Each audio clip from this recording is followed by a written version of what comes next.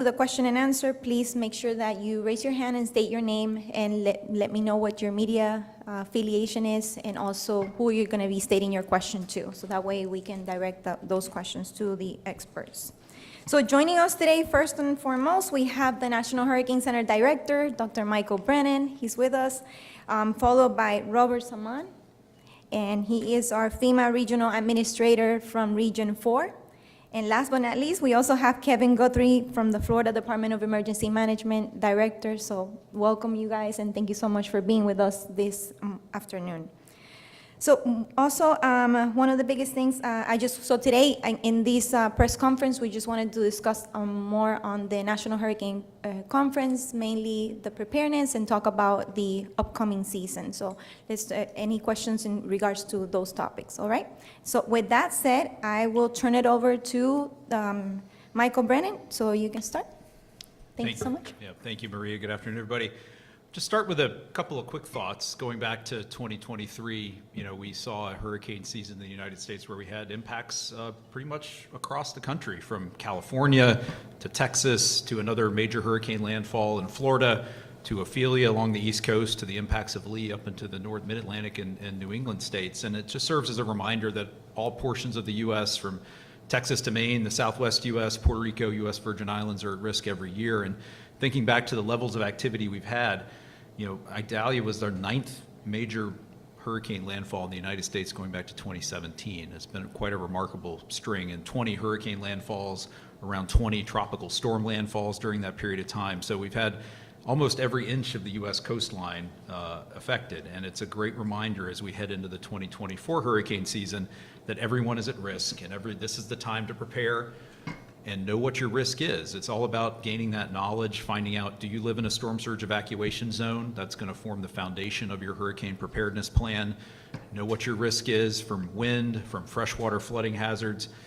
And a reminder from sort of a community perspective, we're in Florida, where we have a tremendous influx of people moving into this state and other coastal portions of the United States from non-hurricane prone areas. And this is a great time to find your new neighbor, talk to them about hurricane season coming, tell them how you and your family get ready, and make this a community effort to have everybody prepared for the upcoming season. And we have to keep the focus on the hazards. We're making improvements in track and intensity forecasts, but it's the hazards that kill people, and it's really the water hazards. And again, we are continuing to advance in our storm surge modeling and warning capabilities. The National Weather Service is rolling out flood inundation mapping this year to portions of the country that are going to start to give us an idea of the footprint of freshwater flooding. And a reminder, too, that freshwater flooding has been responsible for about 60% of the fatalities in this country from tropical storms and hurricanes over the last 10 years. So that really has become an increasing focus. Storm surge still has the potential to kill the largest number of people in a single day, as we saw in Hurricane Ian in 2022 in Fort Myers Beach. But surf and rip currents have been an underrated killer. They were responsible for the vast majority of the direct fatalities in the United States last year, and over the last 10 years has killed just about as many people as storm surge. And these fatalities tend to occur one or two at a time. They don't get a lot of attention. They can often occur from storms that are hundreds or thousands of miles away, especially along Atlantic-facing beaches. And this is an area where we're going to try to put an increased emphasis on from the Hurricane Center and try to better communicate that risk. In keeping with the focus on hazards, the Hurricane Center is rolling out a couple of new experimental products this year. First is a rainfall graphic for international areas that will depict the rainfall forecast over portions of the Caribbean and Central America, where rainfall is the largest killer by far in terms of freshwater flooding. We're going to roll out an experimental version of the cone graphic in around mid-August timeframe that will depict the inland hurricane and tropical storm watches and warnings over the United States to better convey the wind risk and remind people that those hazards extend often well outside the cone during the watch warning timeframe. And I know we're going to hear a lot about the seasonal forecast. I've got a lot of questions about what that looks like for 2024. Everyone knows that it seems likely that we're heading towards a La Nina. We have a warm Atlantic basin, but I would just remind folks that regardless of what the seasonal forecast is, everybody has to be prepared every year. And it's our role at this conference is a great example of the partnership from the meteorological community through the emergency management community at the federal and state and local levels, that it's our responsibility to convey that to people, that they have to be ready every year. and be ready. And this is the time to start thinking about your hurricane plan for 2024 and be ready for the upcoming season. So with that, I'll conclude, and I'll turn it over to Robert from FEMA Region 4. Thank you. So as you heard, we're anticipating a highly active 2024 season, and we're here to remind everybody that it's time to get prepared. So that was a great lead-in from Dr. Brennan. We want you to prepare yourselves. We want you to prepare your families. We want you to prepare your communities. The people that you love and care about, give them a call, talk to them about, what does it mean to be prepared this hurricane season. It's about this partnership, and I can't emphasize that enough. A conference like this, it gets all of us together on the same page before a storm strikes, which is the time to have these kinds of conversations. And I get to work with a great group of emergency management professionals at the federal, state, tribal, local government levels. It's quite phenomenal.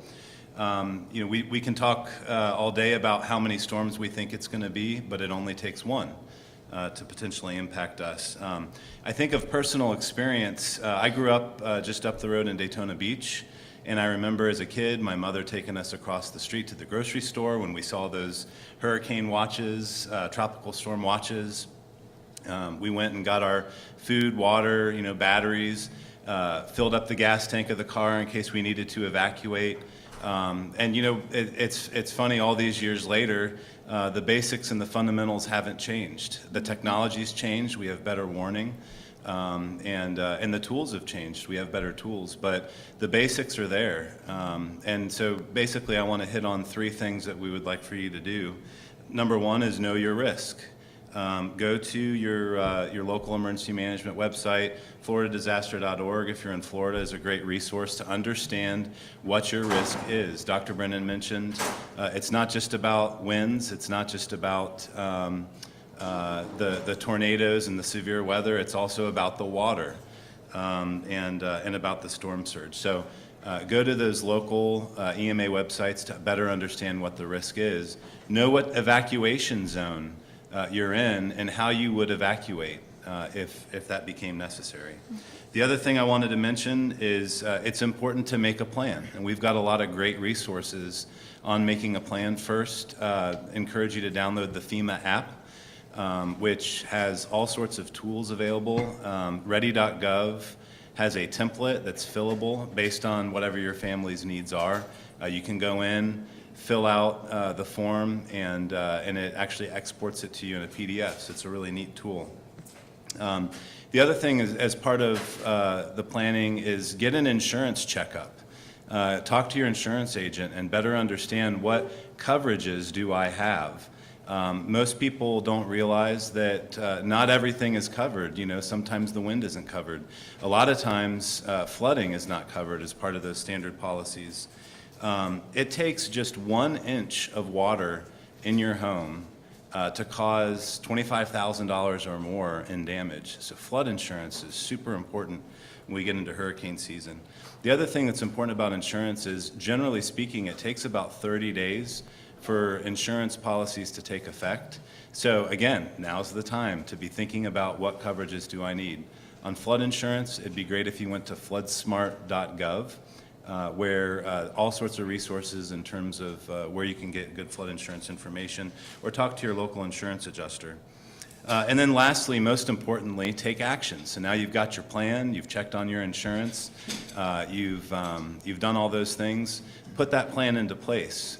Build your readiness kit, both the things that you think you might need at home post-storm, a go kit for if you have to evacuate, figure out where it is you're going to go, talk to your family and friends.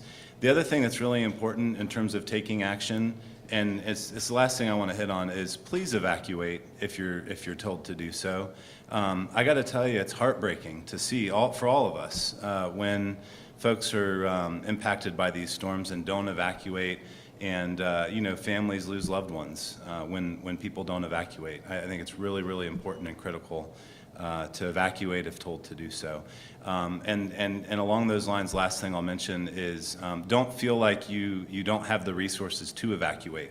Reach out and talk to your local county emergency management and figure out, let them know what your situation is. We want to make sure that you get out of harm's way. So with that, I'll turn it over to Director Guthrie, who's a great partner at Florida Division of Emergency Management. Thank you, Robert. Thank you, Mike. Thank you for all being here today. I'm just going to pick up where Robert left off and start talking about something we at the division are going to be doing a lot this year on, and we're partnering with the National Hurricane Center on this, as well as local TV meteorologists.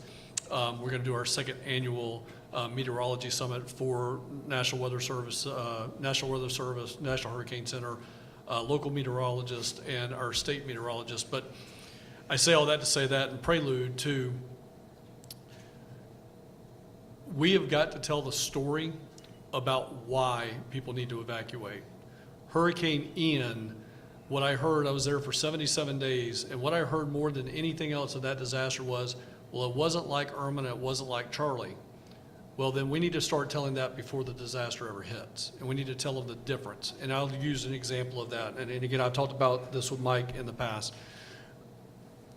If we know that a storm like Ian is coming, and the approach is completely different than Hurricane Irma, which is what I heard a lot of.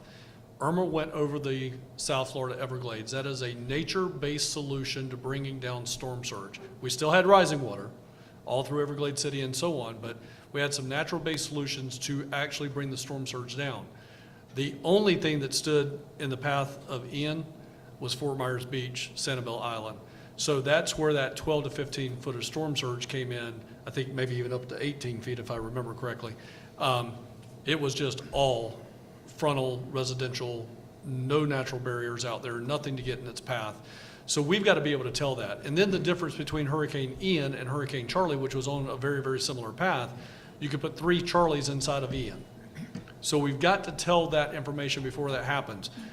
So, you know, as I see here at a press conference with our news media partners, we need news directors to know that we can't tell that story in 15 seconds. We've got to have a little bit longer soundbite to be able to tell that particular information, and that's very important. The second thing I want to talk about, picking up on the 2 esteemed gentlemen to my right, is you've got to be cognizant of not just the hurricane watches and warnings, tropical storm watches and warnings, but all. And when I say all, I had a preacher once tell me all means all, and that's all that all means. So all the watches and warnings. Storm surge watches and warnings extended from Hurricane Ian and Hurricane Idalia for miles, hundreds of miles in each direction. I remember Ken Graham, when he was the director at the National Hurricane Center, he had to, and I tell this story, I give credit to Ken, but he had to have a conversation with the soccer coach, I believe it was, at West Gulf Coast University, where his daughters play soccer, and said, look, I'm 7 foot tall. The storm surge is going to be 6 foot. Where that's at, what are you doing to protect the team? So we've got to be able to tell those type of stories and not just look at where the cone was. And at the time, the cone was up in Tampa, ultimately made impact in Lee County. We've got to be able to tell that story, and we've got to be able to make sure people are not paying attention just to the cone, but everything that extends out. Again, one more example of this is the very first impact of Hurricane Ian and Hurricane Idalia were tornadoes hundreds of miles away from the center of the hurricane. So we've got to make sure that we're informing everybody of everything that could happen inside of these hurricanes. From that, I will say the division continues to focus on a handful of strategies and priorities. Number one, we want to make sure that, again, as Robert said, we want everybody to know their zone. We want you to know where you live at. Are you familiar with an evacuation zone, which is different than a flood zone? There's a lot of people that go to a website and they'll say, well, they called for an A zone, but I'm an AE area.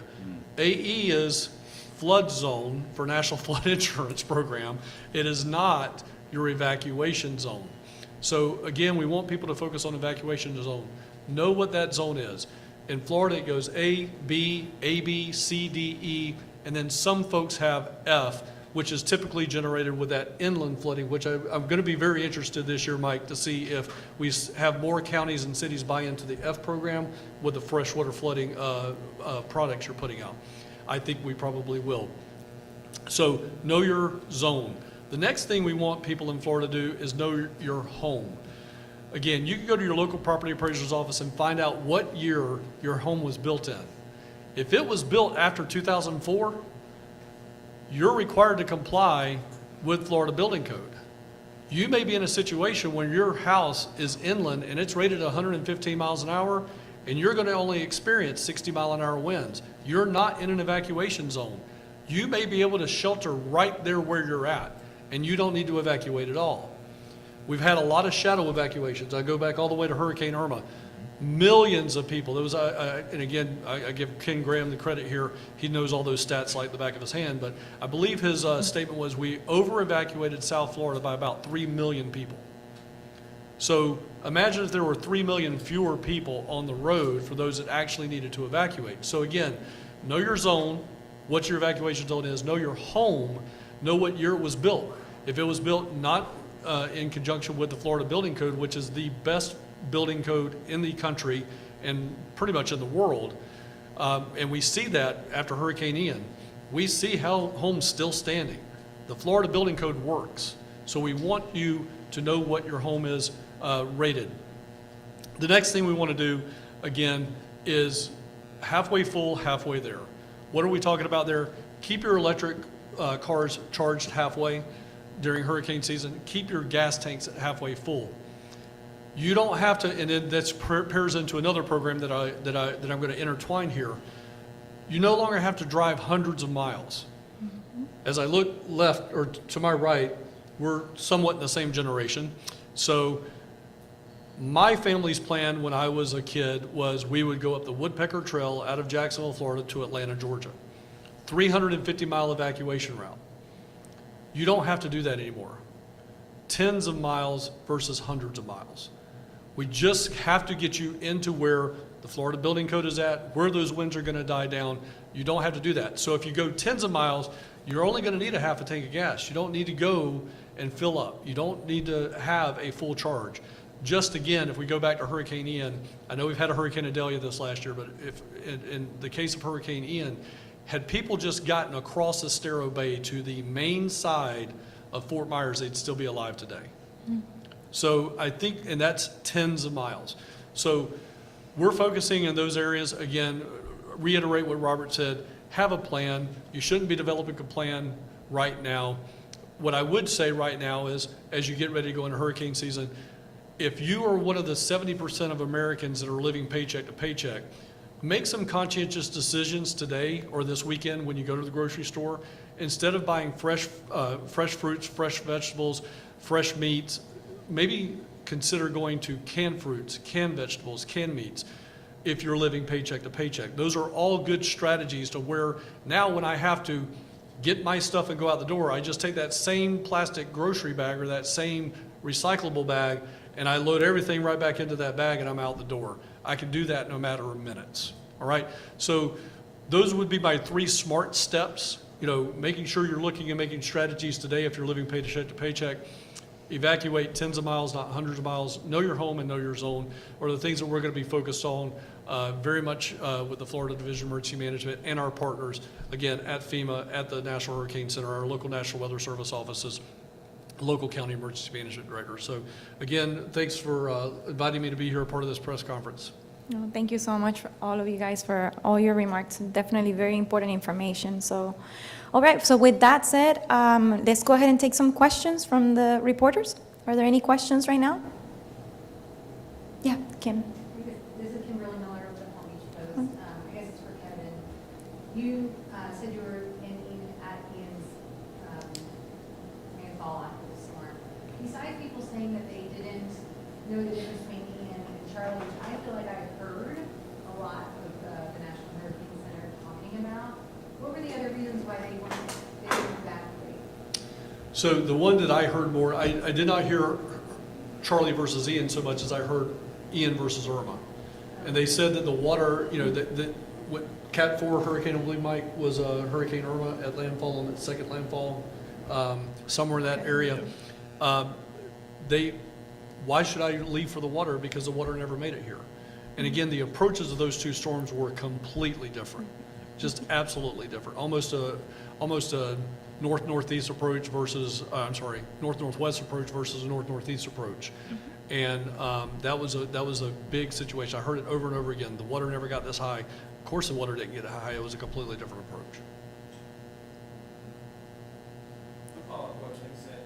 Do you think that messaging that you're trying to push now, that people felt like, I just can't evacuate all the way to Orlando or to Tallahassee or wherever, is preventing people from leaving at all? Right. So, I pick up on something Robert said is if you are an individual that is in need of help, you've got to communicate that to your local emergency management agency and do that today. Don't wait. Every county in this state has a special needs registration. Now, that's another thing that we've got to break down some silos on, because a lot of people think my father is by definition a special needs client. You talk to my dad, he'll tell you he doesn't have any special needs. So we've got to redefine that, and we got to make sure it's not a label that people feel like they're falling underneath an ADA capacity or something like that. But if you have an oxygen tank, you're an ADA, you're a special needs or functional needs client. If you are on kidney dialysis, you're a functional needs client. My father, his is all pulmonary and respiratory. He's a special needs client. But regardless of all of that, if you're a person that's disadvantaged for transportation, I came from 3 local government jurisdictions before I came into this. We had a plan that we were going to use every school bus stop to go around and pick people up in their neighborhoods. If you knew where that was at, and I guarantee you, probably 90% of the coastal counties in this state still have a plan to go neighborhood by neighborhood and pick people up. We don't necessarily do a really good job of telling people that. And again, we got to do a better job there. So if you're transportation deficient, if you're special needs dependent, there are programs today in these counties, but that's handled at the local level. We need them to engage. A lot of people don't know the difference between FEMA and FDEM. We're just all FEMA, right? But there's local emergency managers that have a very, very local, specific role to ensure the safety of their citizens, which includes evacuation. Go ahead, Arthur. Stuart from KHOU in Houston, for Director Brennan. Can you talk a little bit more specifically about the updates and specifically the tools that you guys will be using this season and the messaging that we're going to see on our end that we need to spit back out? Yeah, I mentioned a couple of the new experimental products, that are focused on rainfall and the experimental cone that's going to, better depict the full wind risk, especially the case here in Florida, where during Ian, almost the entire Florida peninsula was under some sort of tropical storm or hurricane watch or warning. I think otherwise, we're going to continue pushing key messages that are very hazard focused. We're going to continue to push out into the social media space, try to get our voice out there earlier.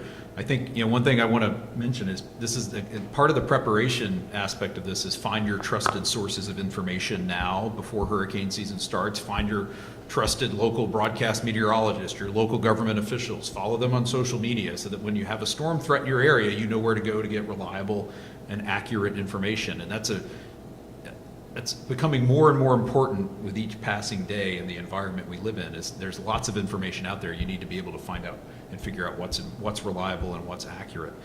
Other preparations we're making for this season, we're implementing updated versions of our new hurricane analysis and forecast system models later this season that have shown pretty significant improvements in forecasting tracks, also some improvements in forecasting intensity. We're making progress in forecasting rapid intensification. We were very successful in forecasting Idalia's rapid strengthening, and that helps to set that expectation, especially, again, for Florida and the Gulf Coast. The most powerful hurricanes form and make landfall within about 3 or 4 days, and they all rapidly intensify. So being able to level set those expectations for what those hazards are going to be, from the very first forecast with Idalia, we were able to do that very successfully, and there were no storm surge fatalities in Idalia. And that's a pretty successful story, and one we want to replicate. We're not perfect at forecasting rapid intensification. There's still challenges in the timing and just how strong it's going to be, but we are making progress, and we're making forecasts we did not make 10 or 15 years ago. Yeah, Jessica. Hi, I'm Jessica from Fox 35. This is for Dr. Michael Brennan. So there obviously have been a lot of changes to the forecast cone. I feel like that's been all meteorologists are talking about lately. So can you talk about some specific changes and then what specific issues these are trying to solve, just to elaborate on that. Sure. The cone itself is not changing, and it'll be a little different in size this year as it is every year, but not dramatically. So the change for this year is we're emphasizing the inland watches and warnings for tropical storm and hurricane. Again, as Kevin said, trying to emphasize that those risks for those wind hazards extend well outside the cone in most cases, especially for powerful hurricanes. So and we would encourage our partners in the broadcast media to depict those inland watches and warnings as well. You have the ability to show all that information, and not just for wind, but you can show flooding, tornado, storm surge. It's not all something that's going to fit in one picture or can be conveyed in one number or one word. The hazards are going to be different in time and space, and folks are going to have different levels of risk depending on where they live and depending on what phase of the storm they're going to be affected by. You could go back to Harvey in Texas, and you have a life-threatening storm surge and Category 4 hurricane landfall, and then a couple days later, a couple hundred miles, you have a catastrophic freshwater flooding event. That's hard to encapsulate in one particular word or message. So our challenge as our community is to focus on those individual hazards and do the best we can to convey that in a consistent and a consolidated way. Ivan? Chief Meteorologist David Paul from CBS Miami. My question, thank you for being here, is for the whole panel. We ask a lot of questions of you. What I want to know is, what are some of the things you'd like to see from us as the messengers on broadcast media and all of our platforms that we can do better to communicate all the threats that come with a particular tropical system?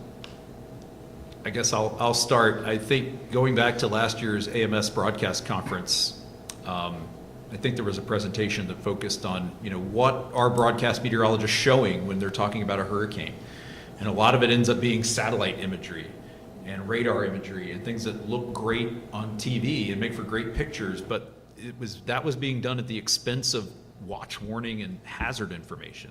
So again, a focus on the hazard. We know that satellite pictures get attention, and they get people to pay attention and say, hey, this storm looks really dangerous, but spend as much or more time focused on the water hazards. Where is the storm surge watch warning? Where does that line up with where people are being asked to evacuate? Again, reinforce those local state government decisions, and then focus on the inland flooding hazard. And again, remind people that it's not just a coastal event. It can happen hundreds of miles away and days after an initial landfall.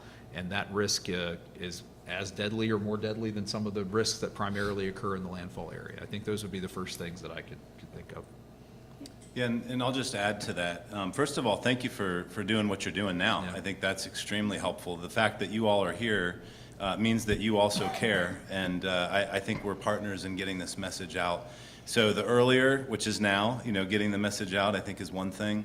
I think the other side of it is bringing that human interest piece to it, interviewing the folks that wish they would have evacuated. You asked the question about, a little bit earlier about, well, I've never seen devastation like this before. How often have we as a community heard that from people after they get impacted by a storm? It's never been that bad. Well, we keep hearing that from folks, and I think it's important to also remind people that, yeah, it can get that bad, it can get worse. Use the science, use the great products that are coming out of the National Hurricane Center, but connect it to that, to the human side of things. But I think getting the message out early is really the key.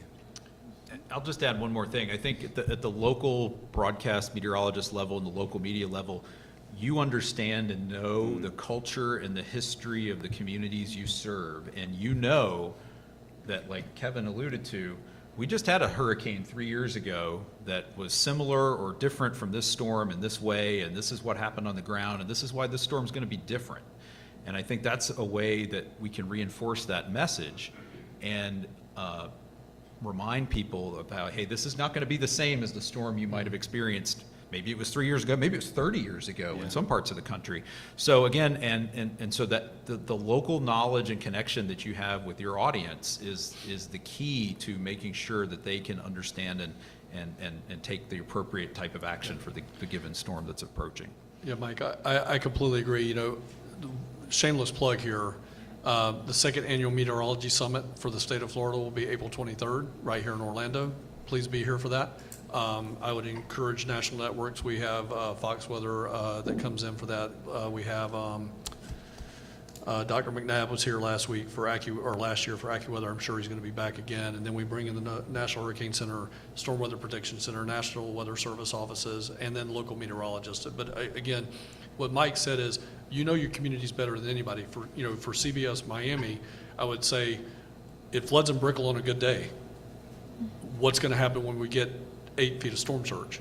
Make those connections time and time again. 2 inches of rain in Brickell brings us X.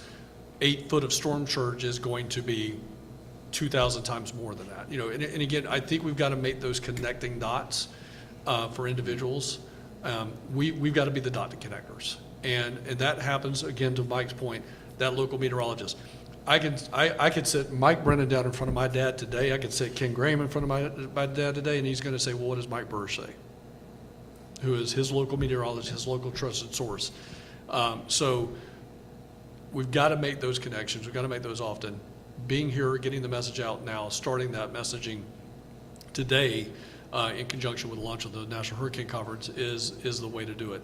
And then I think we've got to have there's a pace that we've got to do that we don't overcook it right now. But then when the disaster happens, we've got to take the time to, again, tell those bigger stories. And again, I know a couple of the national weather networks have the ability to show how high water is going to get at a particular XY point. But I think that's good, but then we need to go back and say 6 years ago, 5 years ago, 30 years ago, that same intersection, this is what that would look like, because there's things that affect that. Construction affects that. Housing development affects that. Sometimes we get, we actually do an artificial barrier reef, and that's going to affect that. So we got to be able to tell those stories and tell people, because I do believe that if we take the time and really educate and give them the science, give them the understanding, compare the things that they have a historical knowledge of, we will get more people to activate and move there. Mike, I'm going to put you on the spot again. The PhD that you guys at National Weather Service have out of Alabama, Dr. Laura Myers. Yeah. Dr. Laura Myers, words mean stuff. That's by far the smartest person I've ever met in my life. But Dr. Laura Myers, we're now not in a hurricane watch or warning. It's an emergency. What is that word that's going to get people to, oh, this is different. Okay, what is that next word?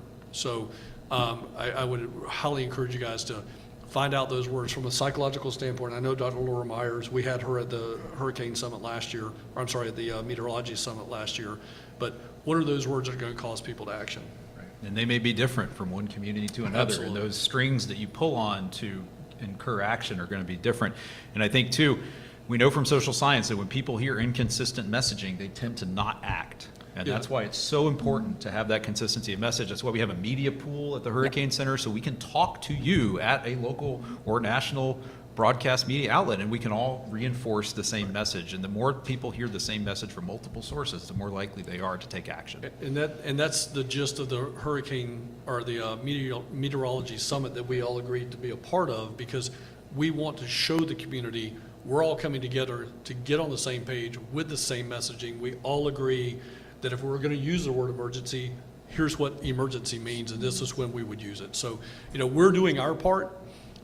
We want to educate the individuals, but we want the community to do their part and be prepared. But if we call for that evacuation, as Robert said, you need to evacuate, you need to go. Well, thank you guys so much. Thank you all for all your input. Definitely is really helpful. And so with that, we'll come to a closing for the press conference. Thank you all for being here, and thank you for all the questions. And I just want to thank you all, the experts, for spending some time with us and speaking with everybody. So, and with that, let's give them a round of applause. And yeah. All right. Well, thank you, and have a good afternoon, guys. Thank you. I had to go out here and get the salon. Hey, Mike, can you find out what salon I'm in? Thank you all. Thank you. So I'm going to grab a quick bite and then head to the general session, 1:30.